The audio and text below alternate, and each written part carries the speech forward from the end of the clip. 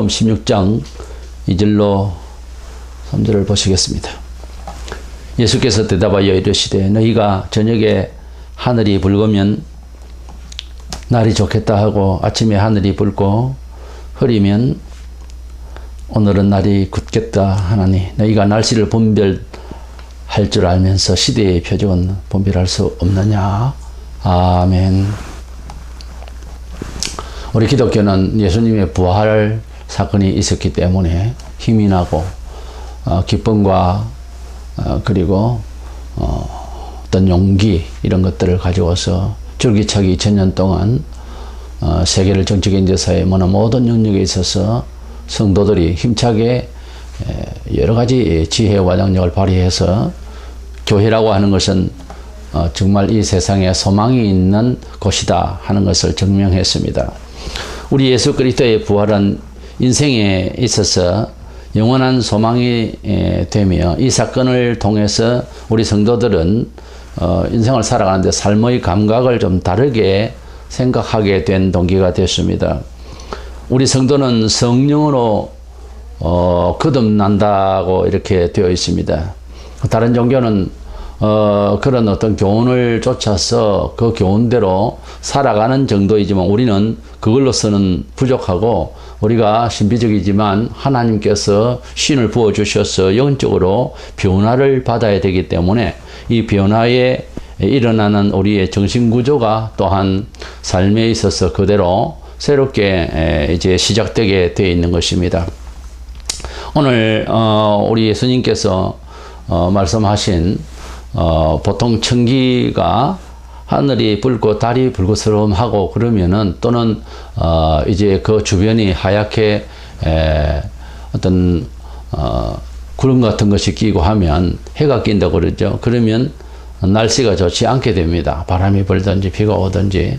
청명하지만 지금은 내일은 안 좋을 수가 있는 이런 천기를 과학이 이제 도입되기 전까지는 천기를 보고 보통 날씨를 생각을 하게 되고 짐작을 하고 준비를 했었습니다. 그때 당시만 해도 이렇게 하늘의 어떤 변화, 어떤 우주적인 이런 차원에서 그런 그 기운을 보면서 그런 모양을 보면서 대책을 했죠.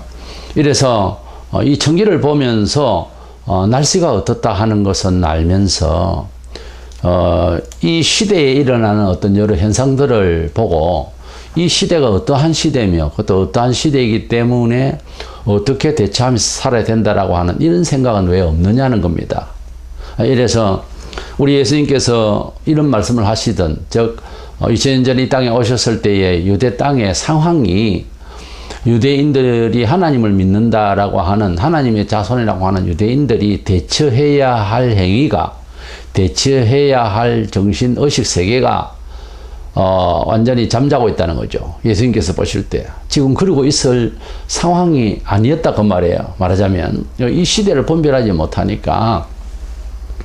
그래서 우리가 어떤 상황이 벌어질 때에 경험이 많은 사람은 혹은 어른이 아이들보다 아무래도 대처를 해야 되는 어떤 상황에 대한 경험들이 많기 때문에 이런 때는 이렇게 대처한다는 것이 감각이 이제 축적된 그런 지식으로 작용을 하게 되어 있죠.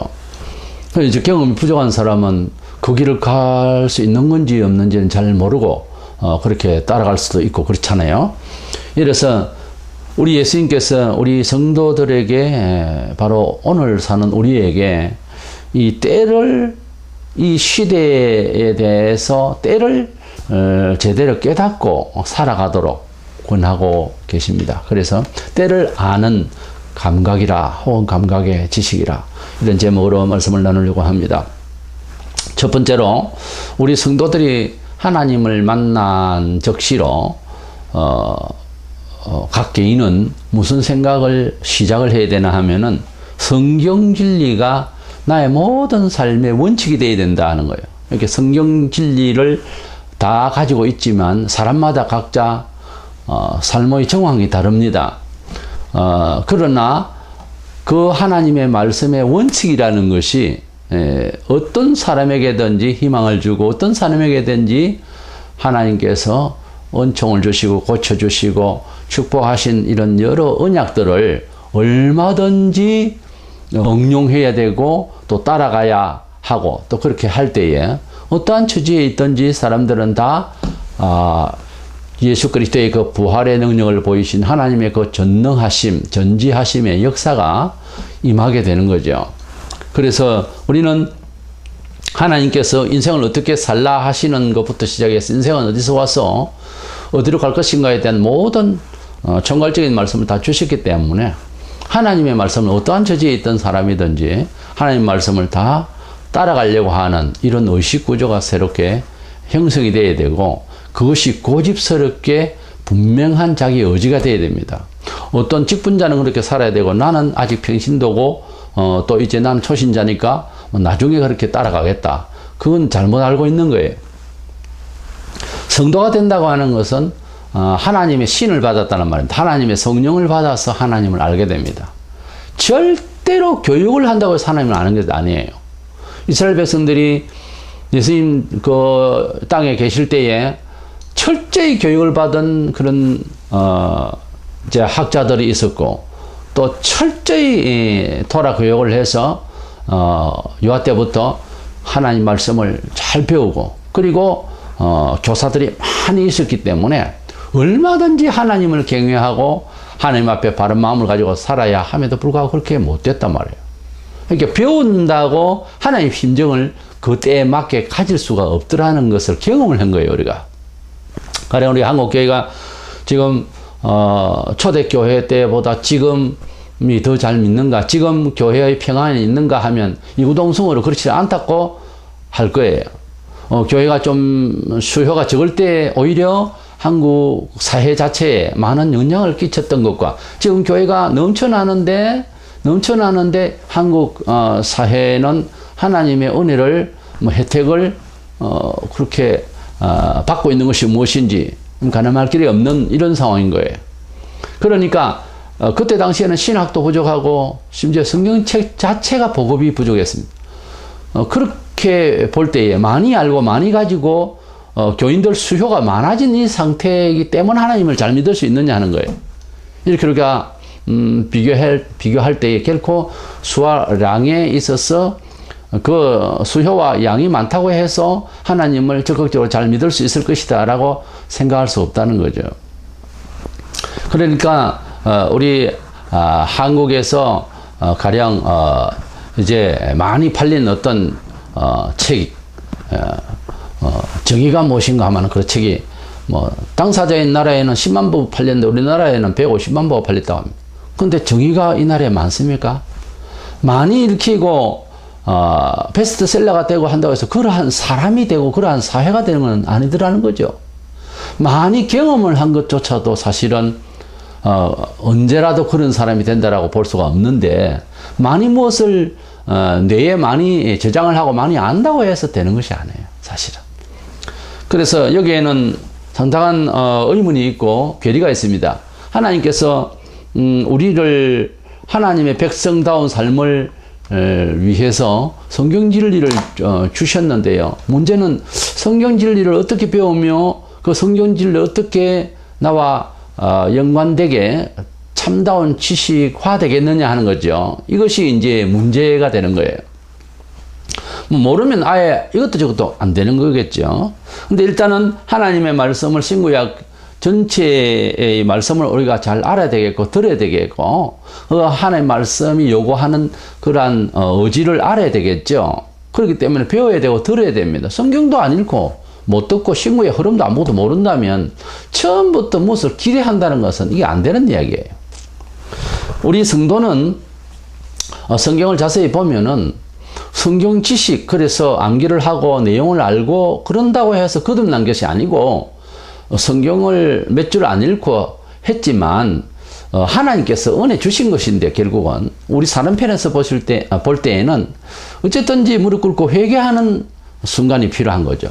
또 간절해야 되고 하는 이런 우리 사람 편에서 볼 때에는 그런 노력이 필요하다라고 우리는 말할 수 있을 것입니다. 어쨌든 하나님께서 은혜를 주셔서 성령을 받아서 완전 다른 감각의 지대입니다. 성령의 감화를 받아 소위 말하면 신이 내린다 그런 말을 하잖아요. 하나님께서 영으로 임재할 때에 그 평강과 그 환희는 이런 말로 다 설명할 수가 없고, 그 환희와 그 새로워진 놀라운 영적 감각은 어느 쪽으로 집요하게 사람이 바뀌나 하면 성경대로 살려고 하는 그 마음으로 집중하게 되어 있어요. 만약에 그런 것이 아니고 어떤 신비체험이나 이야기를 하고 그런 걸 자랑하고 그런 심취를 좋아한다면 정상이 아니에요.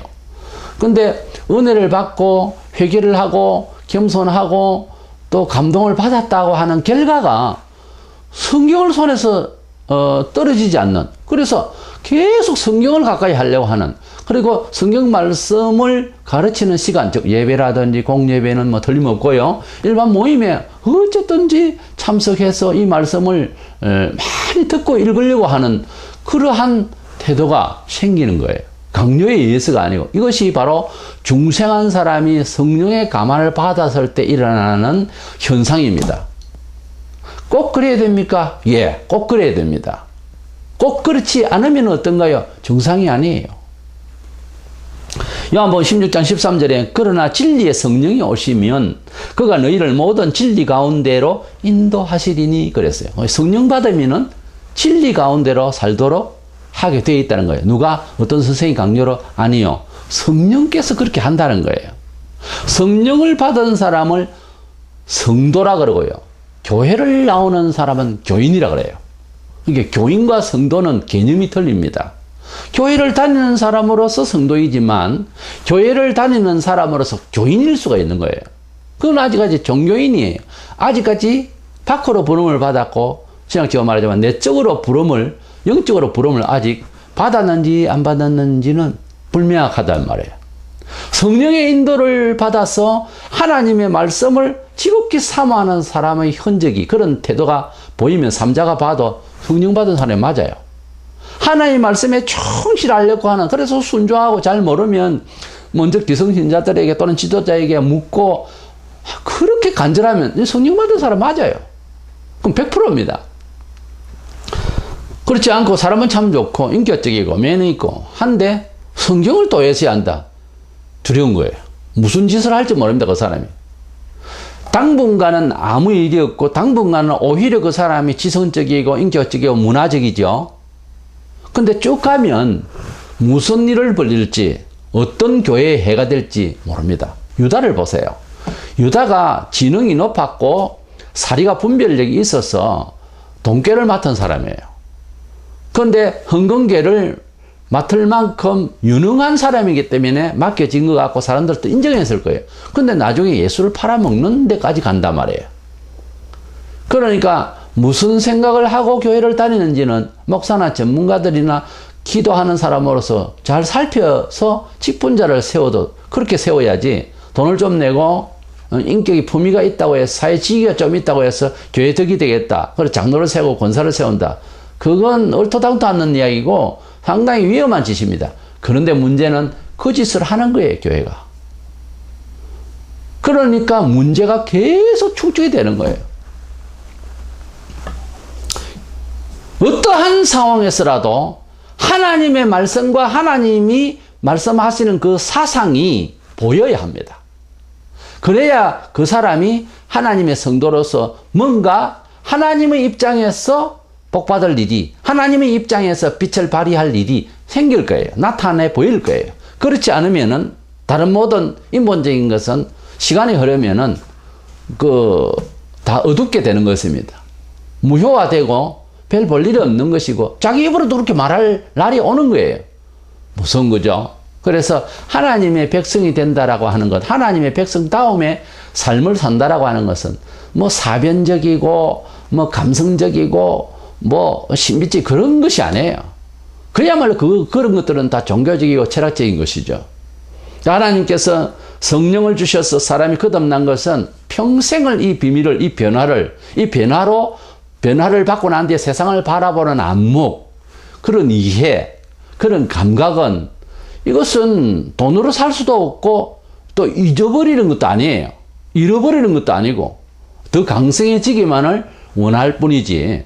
그러니까 완전히 다른 차원에서 세상을 본다니까요. 그러니 그런 마음을 가지고 이 세상을 살아가는 교회와 그렇지 않는 통계와 합리적인 것을 가지고 살아가는 세상과 짝을 한다면은 그게 인연이 잘 되겠느냐고요. 동상이몽이 되는 거예요. 그래서 성경 진리대로 살지 아니하고 혹시 사람의 생각 통계적으로 경험이 그렇더라. 이래서 생각을 합리적인 과학적인 통계적인 상황적인 것으로 이제 진리를 위한답시고 따내는 하는 모든 심리적인 철학적인 이런 과학적인 이런 합리적인 이런 문화적인 이런 상황 사회적인 혹은 정치적인 그런 상황윤리적으로 해나가려고 하다가 유럽교회와 서구교회가 몰락을 했습니다. 처음에는 그것이 옳은 듯 했어요. 좋았는데 좀 지나고 보니까 뭔가가 빠진 거예요. 뭔가 사람들의 작동 같고 뭔가 억지로 기획된 것 같고 하는 느낌을 받게 되는 거예요. 하나님께서 사람의 문화와 철학과 심리학 여러 가지를 신비 이런 것들도 사용을 하세요. 얼마든지. 그러나 그것을 통해서 꼭 복음이 전달되는 그런 완벽한 방법으로 쓰지는 않습니다. 소재로 하면서 쓰죠. 한 소재로 쓸 뿐이에요. 설교라고 하면 한 예화단 말이에요. 예화에 집중해버리면 진리가 무너지거든요. 그러니까 한 예화로 쓰는 거예요. 집 전체에서 창문은 스펄전이 그래서 너무 크도 안 되고 작아도 안 되고 아담하게 그렇게 창을 내듯이 설교 중에서 예화는 창과 같다 그런 말을 했어요. 그 너무 닫아놓으면 막막하니까 너무 크게 이제 하면 바람이 너무 많이 들어올 수 있고 하니까 위험도 느낄 수 있고 그래서 창은 알맞게 이제 아담하게 만드는 거죠. 그와 같이 이 세상에 있는 모든 철학과 모든 우리들의 경험에 대한 여러 가지 논의될 이런 우리의 어떤 지혜라 할까 이런 것들은 좀 곁들여서 소재로 쓰는 정도이지 거기에 의존을 해버리고 교회가 진리의 어떤 든든한 어떤 방법이나 목적에서 흐려진다고 할 때는 이 심각한 거예요.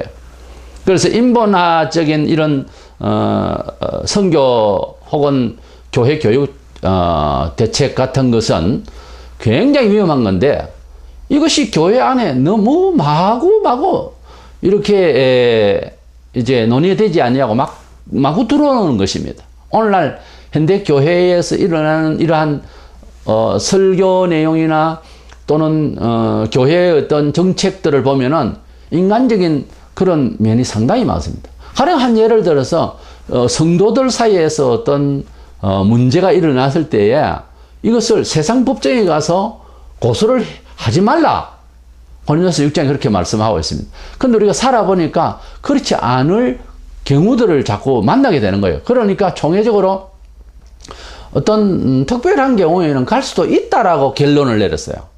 무슨 특별한 일이 따로 있어요? 난 그걸 묻고 싶단 말이에요. 우리가 하나님을 믿고 천국을 바라보는 것은 처음부터 특별한 일들이에요. 이건 처음부터 세상에 이해를 받을 수 있는 얘기가 아니잖아요.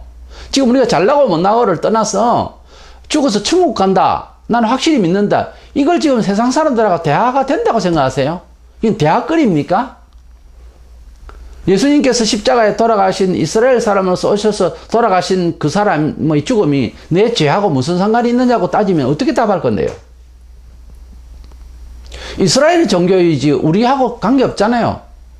그렇게 따지면은 아무것도 안 되는 거예요. 우리 하나님께서 이 세상을 지으셨다라고 하는 말을 우리 불신자에게 우리나라만 아니라 어느 나라 어느 백성이든지 그렇게 말하면은 그걸 어떻게 수용하겠어요? 이거 자체가 말이 안 되는 이야기잖아요. 비합리적이고 경험이 없는 이야기고 어떻게 견주어서 상대적으로 이해할 수 있는 습득할 수 있는 그런 지식의 통로가 방정식이 없단 말입니다. 그러한 방법이 없어요. 이해할 수 있는 방도가 없단 말이에요. 오감으로 어떻게 할 수가 있는 이해를 할 수 있는 내용이 아니거든요. 그래서 근본적으로 하나님의 존재와 사후의 세계, 천국과 지옥 이런 것을 믿는 것 그런 자체가 벌써 세상적인 입장에서 생각할 때는 제정신이 아니에요. 제정신이 아니면 누구 정신입니까? 예수 정신이에요. 성령의 정신이란 말이에요. 성령께서 지각을 주지 않으면 아무리 성경을 읽고 인정을 다 할 수 있는 그런 교과서, 그런 수학 공식적인 것 같으면 불신자들의 책을 다 읽으면 다 예수 믿을 수 있어야 되잖아요. 근데 그게 안 된다 말이야. 사도행전 13장 48절에 믿기로 작정된 자만 믿어지고 안 그런 자는 안 되는 거예요. 이렇게 말할 수밖에 없는 성경의 근거와 우리들의 경험이 그래요. 선교를 하고 어디를 가고 오고 하는 이런 것도 마음대로 되는 게 아니에요. 그래서 하나님이 그 영원하신 섭리, 하나님께서 세상에 어떻게 산을 올리고 바다를 출렁거리게 하시고 비를 오게 하시고 천둥을 치고 이런 모든 시간들, 과정들, 여기에는 햇빛이 쨍쨍한데 저기는 비가 올 수도 있어요. 이런 모든 것들을 우리가 어떻게 다 이해합니까? 신은 완벽하니까, 신은 공의롭고 사랑 그리고 통치의 내용이 완벽하니까 다 알아서 하시겠죠 라고 하는 생각으로 하나님을 바라보는 거예요. 우리 수준으로서 우리의 경험으로서 통치를 발휘하니 아니 이딴 소리를 하거든요. 하늘 또 무심하시네 뭐 이딴 소리를 하고 한데 어떤 사람은 하늘 또 무심하시지 할 상황이 벌어졌는데도 그렇게 생각 안 하는 사람도 있단 말이에요. 집안이 잘 신앙생활 잘 하고 있는데 부비오 박살이 나고 하는 욥이 그렇게 말 안 했거든요. 그거 보세요. 삶을 인식하는 것은 신앙으로 하나님을 하나님 창조주로 알고 인생을 이해하는 사람은 말 자체를 다르게 합니다. 그러니까 삶의 개념을 하나님의 성경 진리를 통해서 이해하고 평가하겠다라고 딱 하니 일축해서 인생을 그렇게 살겠노라고 내 인생의 교과서는 성경이다. 이렇게 되어지는 것이 바로 통틀어서 자기 생애, 자기가 거주하고 있는 지역, 시대를 깨닫게 된 정신입니다. 그러니까 우리의 때를 바로 알고 살아가는 1차적이고 근본적이고 기본적이고 전체적인 내용이 뭔가 하면 시작이 뭔가 하면 성경대로 세상을 이해하겠다라고 하는 것이 그 때를 제대로 파악을 한 거예요. 그러니까 성경이 없는 때, 성경이 없는 시절, 성경이 없는 나의 삶의 모든 영역, 그 시대, 그 나라, 그 족은, 그 문화가 정상이 아니에요. 근데 어느 날 예수를 믿고 하나님 성령을 받고 모든 만물의 근원을 하나님이 창조하시고 하나님이 우리에게 물질이나 모든 것들은 사실은 맡기셔서 우리가 전직의 역할을 잠시 하다가 어떤 시인이 이 세상에 잠시 소풍을 왔다 간다 하듯이 그렇게 우리가 잠시 있다가 하늘나라로 갈 사람으로서 딱 인식이 되면 세계관이 인생의 개념이 바뀝니다. 완전히 틀려지죠. 그것은 바로 성경 사상으로 이제 안착을 하는 거예요. 성경을 처음부터까지 쫙 읽으면은 나라는 존재의식, 정체성이 바뀝니다. 근데 교회 와도 항상 나는 살아있는 거예요. 내 돈, 내 직위, 내 잘났고 참 그러고 있으면은 하나님께서 언제 그대를 통치합니까? 선으로 인도하십니까? 알아서 다 살려고 하는데 이게 이제 안 되는 거거든요. 그래서 하나님 앞에 아무리 세상이 바뀌어도 인본적으로 통계적으로 변신을 하다가 보면 교회가 몰락을 했어요. 지금 우리 한국교회에 어떤 시대에 대한 감각 그래서 평가를 하는데도 굉장히 둔해져서 왜요? 인본한테 해가지고 뭐가 옳은지를 처음부터 설정이 잘못되어 있으니까 세상을 바라보는 눈이 바로 되지를 못합니다. 우리가 멀리 바라볼 수 있는 유원지 같은데 또는 좋은 곳에 가면 이 쌍안경이 있잖아요. 또 잔돈 넣어가지고서 이렇게 볼 수 있는 이런 그 조리개를 이렇게 아주 렌즈를 맞춰야 됩니다.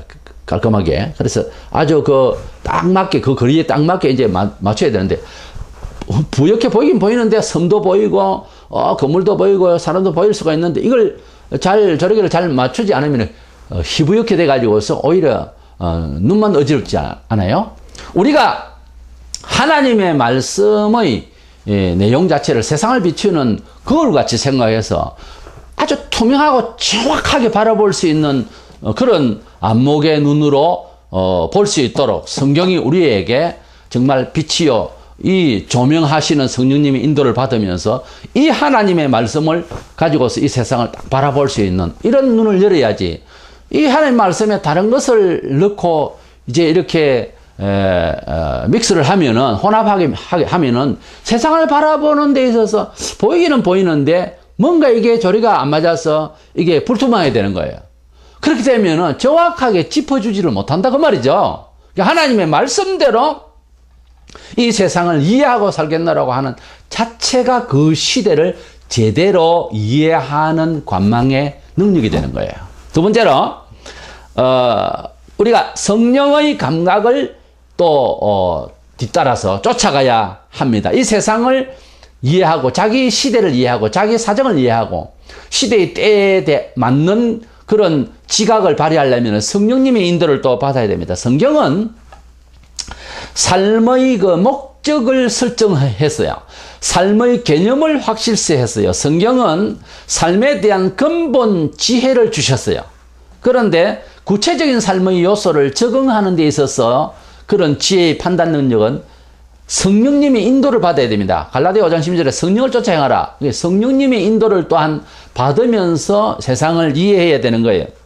가령 이사를 해야 된다든가 또는 어떤 사람을 만나야 된다든가 또는 특별히 1년이 돼서 괴로운 문제에 대해서 배우자를 어떤 사람으로 선택을 해야 된다든가 이런 문제에 대해서 성경에 자기 개인의 입장을 하나하나 기록해 놓은 것은 아닙니다.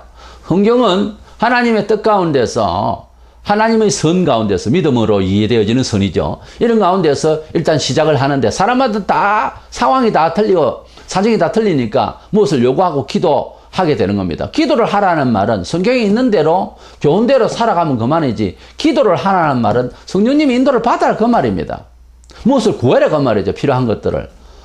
그러나 공자의 도나 뭐 이런 데서 기도를 하라 이게 안 되잖아요. 교훈을 따르라 이렇게만 되어 있지만 우리는 기도를 하라가 더 있잖아요. 그럼 기도를 한다고 하는 것이 바로 이제 종교의 세계인데 기도를 한다는 말은 개인적 사정이 다 있고 그 제목을 응답받아서 신의 인도를 은총을 받겠다 이 말 아닙니까? 여기에는 성령님의 인도와 성령님의 적극적인 이런 지각을 주셔야 된다는 거죠.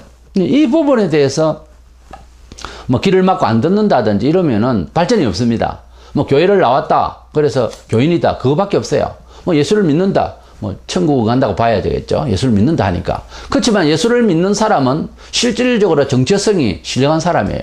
삶을 살아가는데 완전히 다른 지각을 가졌다고 말이에요. 그러니까 컴퓨터를 치면 완전히 다른 칩이 들어있는 거예요.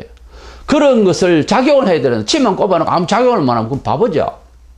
비싼 걸 넣어놨는데 사용할 줄 모르면 이건 손해잖아요. 엄청 손해죠. 다른 사람하고 똑같은 하드로 이제 쓴다면 이건 아니잖아요. 분명히 엄청난 선물을 넣어줬는데 그 소프트웨어를 써야 되잖아요.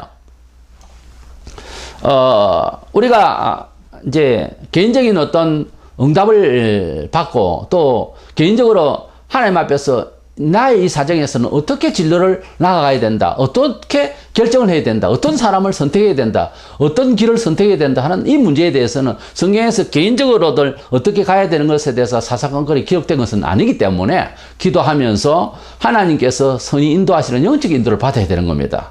그것이 안 되면은 어떻게 해요? 멍청하게. 어떻게 하잔 말이에요. 그럼 알아서 생각한다. 그게 이제 잘못된 거예요. 우리가 보세요. 사회에 법이 있고 민법이 있고 상법이 있고 다 법이 있어요. 법대로 이제 다 움직이죠. 그런데 개인적으로들 어떻게 해야 되는가에 대해서 감각적인 것은 오늘 뭐 그래 하면 좋겠다. 오늘 기분이 어떻다. 이런 말들 하잖아요. 이것은 법 테두리 안에서 내 선택 방향과 그런 역량을 어떻게 이용할 것이고 응용할 것이냐 하는 부분에 대해서는 개인적으로들 감정적인 그런 의지적인 그런 것들을 이제 발휘하게 되는 거거든요. 예, 그것은 용기도 때로는 있을 수 있고요. 그래서 법 말고 지각 또는 뭐 체면 또는 어떤 법 말고 도덕성 또는 어떤 지성 어떤 철학 이런 것들이 이제 작용하잖아요. 법은 따로 있고요. 예, 그래서 같은 교통법규가 있습니다. 법대로 갑니다. 그런데 어떻게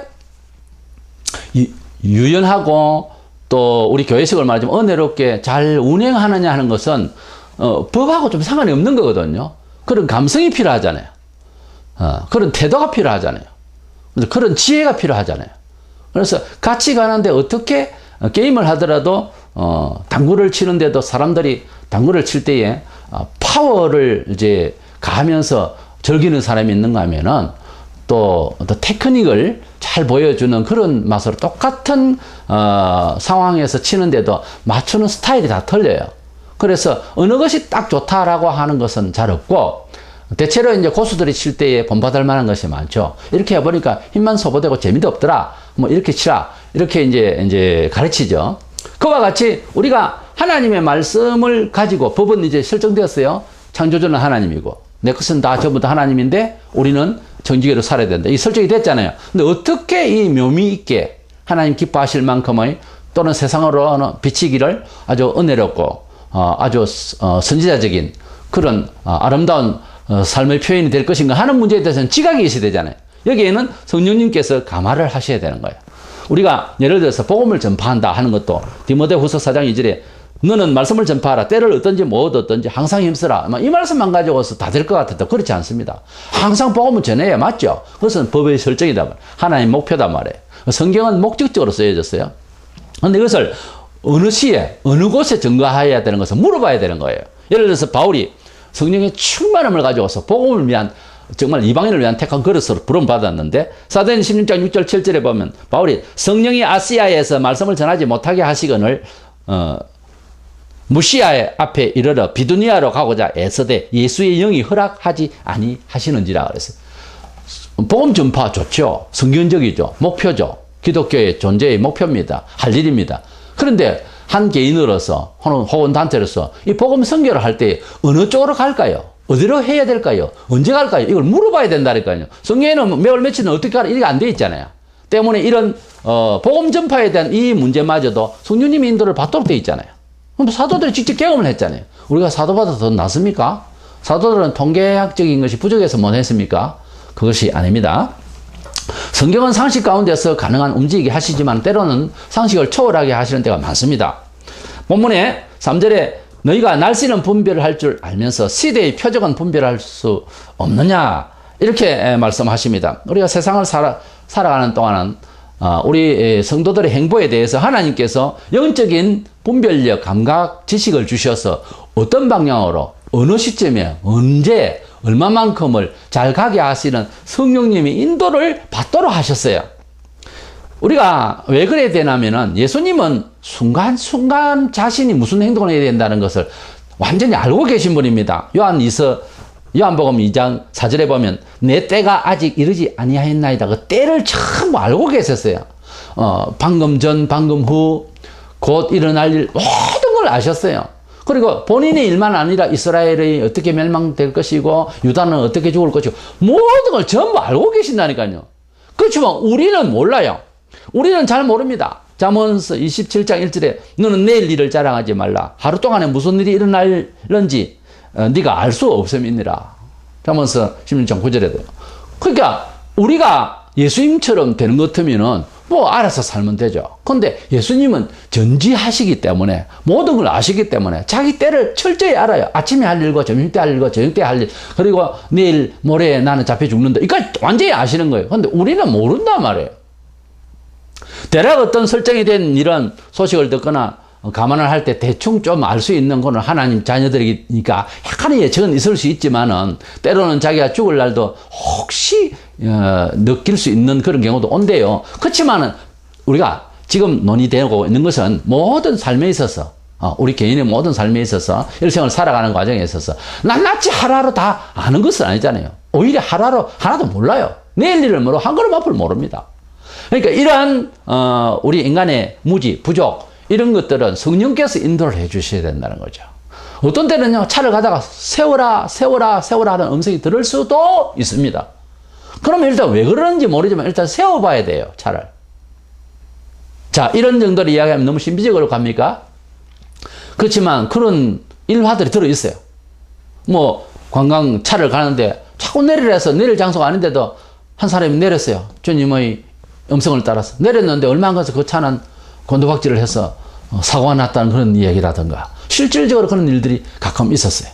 우리가 꼭 그런 식으로 두려워하면서 세상을 살 수는 없습니다. 일상에서 우리가 자고 깨고 먹고 일하고 하는 일상이 이제 돌아가고 있지만 그러나 성령께서 어떤 일들은 아주 먼 여행이라든가 어떤 뭐 집을 사고 파는 일이라든가 자녀들의 결혼 문제라든가 또는 어떤 큰 사건을 만나서 어떻게 이해해야 된다든가 처리를 해야 된다든가 뭐 교회 공동체의 어떤 뭐 예배 처소를 찾는 일이라든가 짓는 일이라든가 이런저런 큰 일들은요 더더구나 기도를 해야 되겠죠. 그래서 그런 일들에 대해서는 기도를 하라 어쩌라 기도합시다 이러면서 개인적인 이런 직장 생활을 하고 장사를 하고 하는 일에 있어서 이제 목적적이고 기본 바탕 11조를 해야 된다. 열심히 속이지 말고 잘 장사를 해야 된다. 이거는 하잖아요, 계속. 근데 오늘 어떻게 해야 되며 또 얼마나 또 비전을 가지고서 계획을 가져야 되면 이런 문제에 대해서는 기도를 하면서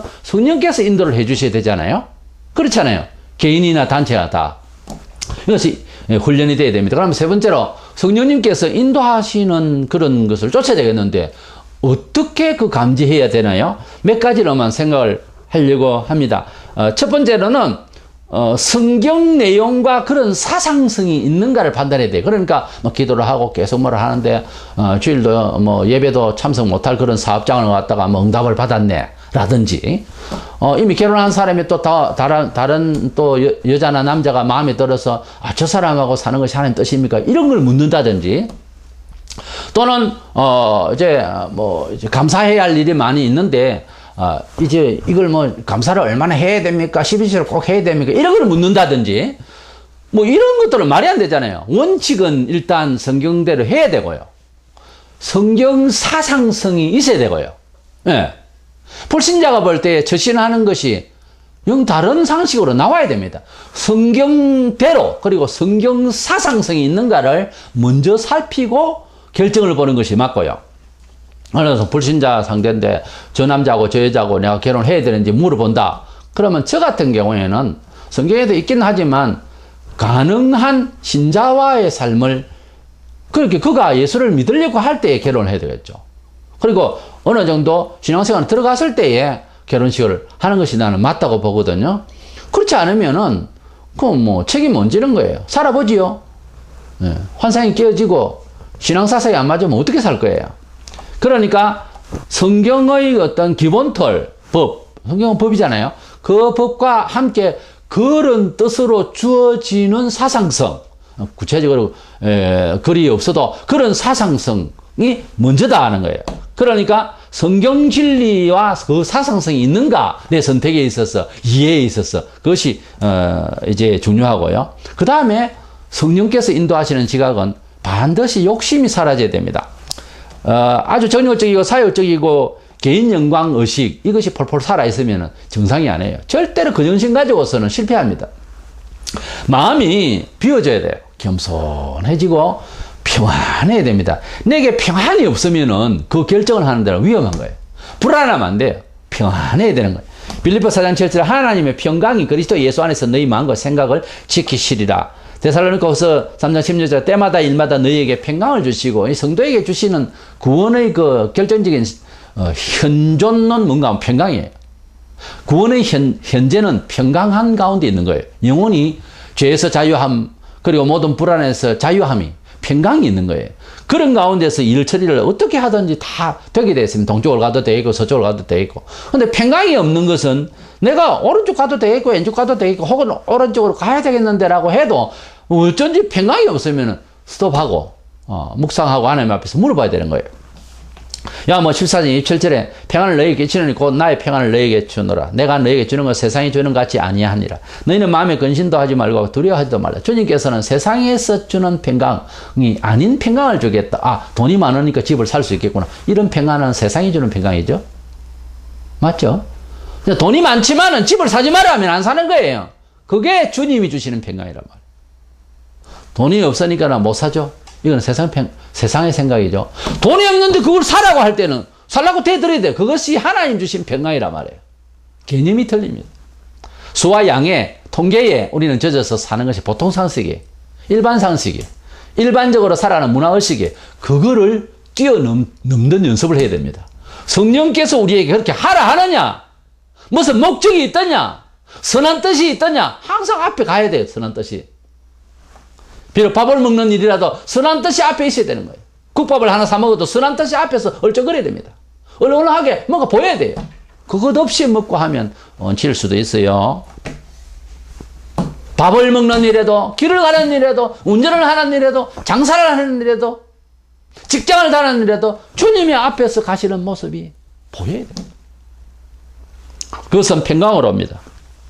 로마서 8장 6절에 육신의 생각은 사망이요 영의 생각은 생명과 평안이니라. 물론 이것은 포괄적인 그런 뜻으로 바울이 말하고 있습니다만, 어쨌든 육신적인 생각, 인본적인 생각, 사람의 생각, 육감 이거와는 다르게 영의 생각, 성령의 생각은 바로 생명과 평안이라. 평안 가운데서 생기가 펄펄 나는 하나님의 영감이 충만해서 생명력이 충만히 이렇게 일어나는 그런 가운데서 응답을 받으면 선택을 하는 것이 옳은 것입니다. 로마 14장 17절에 하나님 나라는 오직 성령 안에서 있는 의와 평강과 회개다. 하나님 나라는 평강이 있어야 됩니다. 교회가 싸움을 하고 목사가 치고받고 싸우고 그게 무슨 하나님 나라의 표현입니까? 그럼 벌써 하나님의 영광이 떠난 교회입니다. 목사가 목사를 욕하고 치고받고 싸우고 그런 일이 지금 비일비재하거든요. 이런 가운데서 하나님의 평강을 이야기한다. 이 말이 안 되잖아요. 불신자들 보고 웃습니다. 비웃죠. 우리는 무슨 일을 선택하고 삶을 살아가는 과정에 있어서, 그러니까 성도들의 집안에 신방을 하고 보면 마음이 평안한 집이 있는가 하면 불안이 조성된 집이 있다고요. 진짜로. 바람이 술술술 나는 집이 있다고요. 그런데 대개의 경우 성도들의 집을 방문하는 것과 불신자의 집의 차이점이 뭐가 있냐면은 그 집은 모양이고요. 그 내부에 있는 영이라는, 영기라는 게 있거든요. 영적 기운이. 그러니까 사람을 만나도 평안한 그런 평강을 주는 사람이 있는가 하면 항상 경직되어 있고, 불안하고, 깐깐하고, 냉랭하고, 춥고 이런 사람이 있다고요. 우리가 인생을 살아가면서 승리한 사람이 뭐죠? 평강을 가진 사람이에요. 평안하다는 거예요. 평생을 돈을 쥐고 있는데, 평생을 권자에 있는데, 편하지를 못할 때. 이거 뭐, 가지나마는 뭐 하겠어요, 그거. 그러니까, 눈을 뜨고 감각이 있으니까, 그걸 지키려고 의지를 다할 뿐이지, 불쌍한 거예요. 바로 그것이 노예거든요. 돈의 노예요, 명예의 노예거든요. 노예가 왜 돼야 됩니까? 우리를 하나님께서는 만드실 때 통치를 하라 그랬어요. 이 세상을 통치하라 그랬지, 노예가 돼서는 안 되거든요. 물질과 모든 게 있어서. 그런데 그게 노예가 되어 있는 거예요. 집을 잘 지어놓고 거기에서 자기가 그냥 집에 노예를 받는 거예요. 우리가 노예를 받을 일은 딱 한 군데입니다. 하나님 앞에 우리가 눌렀어. 정의되어야 되는 거예요. 우리가 성경을 읽는다 그러잖아요, 보통. 근데 우리가 이제 우리는 뭐 아침마다 성경을 읽는데, 성경을 읽을 때 내가 성경을 읽는다 말이에요, 처음에는. 그런데 내가 성경을 읽으면은 안 됩니다. 성경이 나를 읽어줘야 돼요. 그렇죠? 하나님이 지배를 받아야 된다니까. 내가 하나님을 연구하는 게, 성경을 처음에는 읽어요. 눈을 열어서 읽고 쭉 가다 보면 그 내용이 막 나를 들여다봐야 돼요. 맞죠? 하나님의 성경이 나를 읽어줘야 된다니까요. 하나님께만 지배를 받아야 되고, 그 다음에는 전부 지배할 수 있어야 돼요. 그게 성도의 정체성이에요. 세 번째로 이제 하나님이 나 이렇게 하는 것이 맞을까라고 이렇게 이해를 학답을 할 때는 합력하여 선을 이루시는 어떤 이런 하나님의 그 섭리가 있어요. 기도하며 고민하며 하는 가운데서 로마서 8장 28절에 부르심을 입은 자들에게는 모든 것이 합력하여 선을 이루느니라. 이 선도 도덕적인 선 의미가 아니고 하나님의 영광스러운 뜻을 말해요. 그러니까 성도들이 기도를 하고 자기 삶을 열심으로 계획하고 고민하며 주의 뜻을 위해서, 큰 덩치인 이 복음을 위해서, 우리가 모든 성도들은 다 사실은 복음을 위해서 살아야 되죠. 주 예수 그리스도의 영광을 위해서 어떻게 하면 교회 협력적인 데서 다 일원이 돼서 일을 하며 나의 삶의 터전에서 어떻게 하면 하는 게 영광을 돌리고, 또 결과적으로 또 돈 번 것을 가지고 선교를 어떻게 또 힘껏 또 다 할 것이냐, 이런 것 아닙니까? 그게 아니에요. 아니면 그들은 거듭난 사람도 아니에요. 우리가 대부분의 교인들은 그렇게 생각을 해야 되고 또 그렇게 하고 있는 줄 압니다. 그렇게 하는 가운데서 예상치 못하게 일이 이제 여러 가지로 일어날 때 하나님 앞에서 간구하고 원하고 선택의 기로에 서서 고민을 할 때에 그것을 이해시키는 어떤 방향 감각을 줄 때가 있어요. 일들이. 그랬을 때 합력하여 선을 이룬다고, 내가 바라기로는 동쪽을 바랬는데 완전 서쪽으로 가게 하시는 얼토당토 않는 어떤 일이 벌어질 때가 있어요. 그때 막 고민이 되고 당황이 됩니다. 그러면서 하나님 앞에 기도하고 자세히 물어보고 있어 보면 그렇게 해가지고서 나중에 지나보면 하나님께서 선하신 뜻으로 내가 그래서 그때 너를 거기에 두게 했고 그런 일을 벌렸다라고 하는 음성이 있어요. 그런 이해가 나중에 오는데 사람은 항상 부족하니까 나중에 아는 수가 많은데 빨리 그것을 알게 되면 더 잘하는 거죠. 그죠? 세근하고 철이 들면은 어른 뜻을 빨리 알듯이요. 그래서 하나님이 인도하시는 오늘의 이 일을 내가 하나님 일로 제대로 이해한다고 하면 정말 영감이 뛰어난 거죠. 대개의 경우 인도하심을 계속 알게 모르게 받고 있어요, 우리가. 그런데 어떤 경우에는 덜컹 이해할 수 없는 일들이 벌어질 수가 있거든요. 그때에는 기도하게 되고 매달리게 되고 막 그렇지. 그런데 지나고 나면은 그것이 하나님의 어떤 이제 과정이었어요. 인도하시는 그런 합력하여 선을 이룬다고 하는 것이 그 말이에요. 좋게 이제 가게 한다는 거예요. 선악이 아니고 선으로 좋게 가게 하신다는 거예요. 하나님께서는 뭔가 좋게 인도하시기 위해서 일을 벌리니까 그런 것을 잘 쫓아갈 수 있도록 감각을 다 발휘해라 그 말입니다. 네 번째로는 영적 음성이나 꿈이나 환상도 있을 수 있는데 여기서 이제 문제가 있어요. 있을 수는 있으나 직통 계시니 뭐 환상이니 꿈을 꾸었다니 거기에 계속 빠지면은 이 이단 금방 뭐 이단이 되는 거죠. 그 영을 자꾸 이렇게 습관화되면은 정상적인 신앙 궤도에 못 올라가요. 그에 비해서 교회만 왔다 갔다 했지 성경 이해대로만 뭐 알고 있지 삶에 있어서 성령의 인도를 하나도 못 받는 사람은 문제가 있는 거예요. 그러나 그 사람은 그래도 기본적인 거는 되는데 신비를 체험해가지고 매사에 하나님 음성만 듣겠다고 성경을 하나도 안 보고 이렇게 돼버리면은 이게 신비주의라 그러죠. 이렇게 돼버리면은 이거는 이단 가능성이 많죠. 이단들은 주로 그렇게 말해요. 직통계시 하나님께서 지금 금방 무슨 말씀을 하셨다는다고 맨날 예언한다 그러고 이제 이것이 상당히 문제가 있는데 너무 우울하고 너무 기도에 심취를 하다 보면은 하나님께서 인도하시기 위해서 가끔씩 음성을 바로 주실 때도 있습니다. 여기에 해놓되지 말기를 바랍니다. 제가 순서대로 성경 내용과 그 사상성, 평강한 마음, 합력하여 선을 이루시는 여러 가지 작동되어지는 일들 상황을 보고 눈치채라. 이까지가 순서대로 더 중요한 거예요. 첫 번째 중요한 거예요. 그런데 제일 마지막에 있는 영적인 음성과 환상 꿈도 있을 수는 있단 말이에요. 그런데 그걸 점검하는 것은 다시 함께 논의를 해봐야 돼요. 그게 맞는지 안 맞는지. 일상에서 제대로 된 신앙생활도 하도 안 하는 사람이 내 꿈을 꿨다. 난 안 듣습니다. 그건 개꿈이에요. 뭐 제대로 신앙생활 득도 안 되는 사람이 계시를 받았어. 그 전부 악령입니다. 어쨌든 우리 성도들은 삶을 살아가는데 일반 사람들과는 다릅니다. 교회 교육을 받는다고 해서 지성적으로만 사는 게 아니에요. 종교 상식적으로만 사는 것도 아니에요.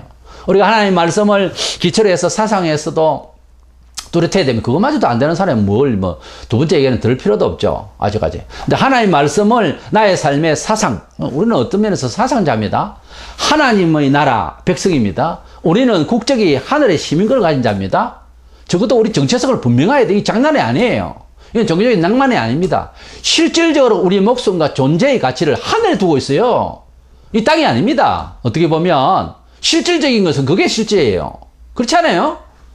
먹고 자고 하는 이 활동하는 이거 덧없는 인생이에요. 사실은 우리가 지금 곧 가야 될 곳이 영생의 나라거든요. 그 나라 백성이에요. 그렇다면은 생각 자체가 다르게 살아야 된다니까요. 우리가 미국 사람이 살아가는 거하고 한국에서 미국에 여행을 간 거하고는 다르잖아요. 우리가 돌아갈 길은 한국으로 돌아와야 될 고국이에. 근데 여행자로서 지켜야 할 법을 지키고 여행자로서 느껴야 할 것이 따로 있단 말이에요. 그러니까 우리가 이 세상에서 살아가는 동안에 하나님 아버지 나라에 살 건데 그 나라의 법을 가지고서 살아가면서 어떻게 투영하고 어떻게 이제 모양새를 내다가 아버지 나라에 지금 우리가 가서 영원히 살게 될 존재들이기 때문에 이 세상의 법에 매여서 거기서 빠져버리면 그 여행 온 사람이 아니죠. 잘못된 불법 체류하고 이러면 안 되죠. 그와 같이 우리 성도들은 이미 이제 하나님 나라의 백성이 되었고 시민권을 가진 자들로서 이 세상에 안주하는 마음으로 불법 체류를 하려고 하는 이런 정신은 고쳐야 됩니다. 하나님 말씀이 우리 가정에 나의 삶의 터에 기초가 되고 법이 되어야 되겠고 모든 사안을 만들 때 뭐 카페를 하나 운영을 하고 뭘 하나 하고 사업을 하고 이름을 짓고 하더라도 전부 성경이 먼저고 하나님 메시지가 먼저가 되는 사람들이 카페에 가보면은 어디다가 설교를 올려줘야 될지 감이 안 잡히는 카페가 많아요. 제정신이 아니에요. 딴짓하고 있는 거예요. 우리가 하나님 말씀이 먼저고 하나님 뜻이 먼저 그 다음에 성령님의 인도를 이렇게 하나님 사상성을 가지고서 평강 가운데서 영감적으로 예민하게 잘 받아가는 우리가 되어서 정말 이 때를 아는 감각, 자기 시대를 잘 컨트롤할 수 있는 영감, 이것이 뛰어나기 위해서 많이 기도하고 많이 연구하고 많이 자신을 돌아보는 이런 훈련을 해서 영적으로 신령한 삶으로서 승리하시기를 축원합니다.